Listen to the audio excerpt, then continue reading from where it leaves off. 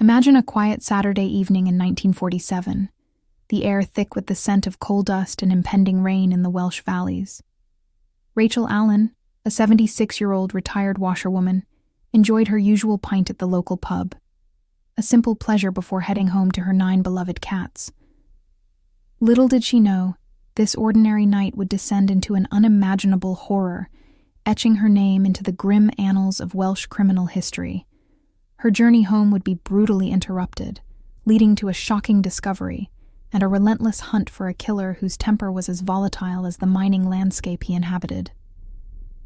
This is the chilling tale of Evan Hadyn Evans, a crime that left a community in Wattstown reeling, and a piece of human bone in a killer's shoe.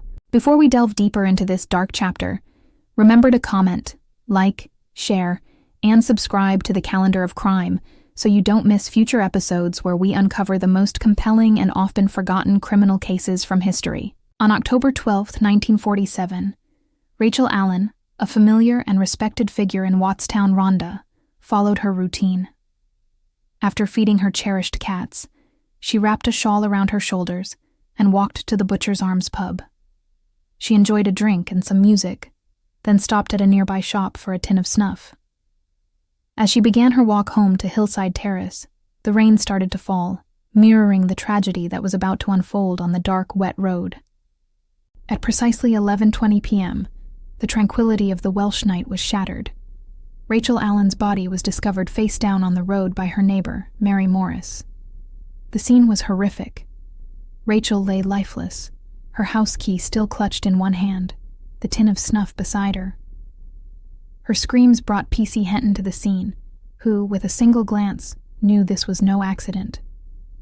Rachel had been brutally beaten, her face punched and stamped upon, suggesting a violent and frenzied attack. The Glamorgan County Constabulary was immediately mobilized. Officers scoured the collieries and hills around Wattstown for a weapon, while P.C. Henton began his own inquiries.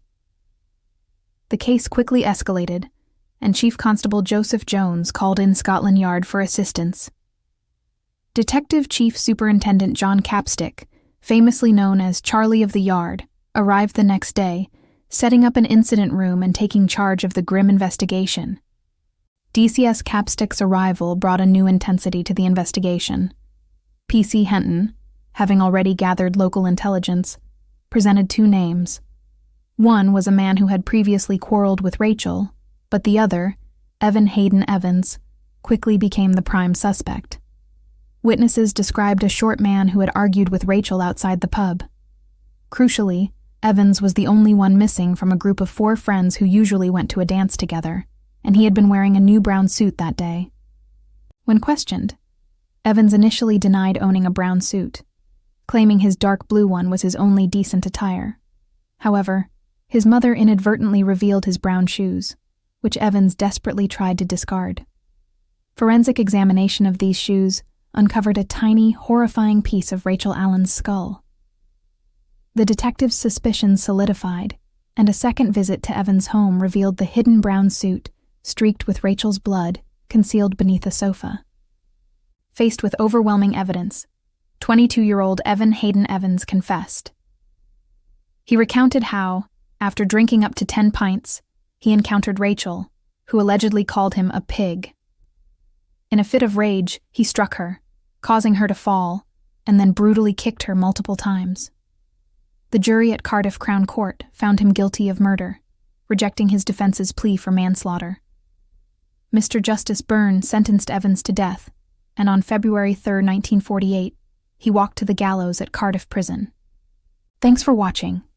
Please comment, share, like, and subscribe for future episodes from the Calendar of Crime.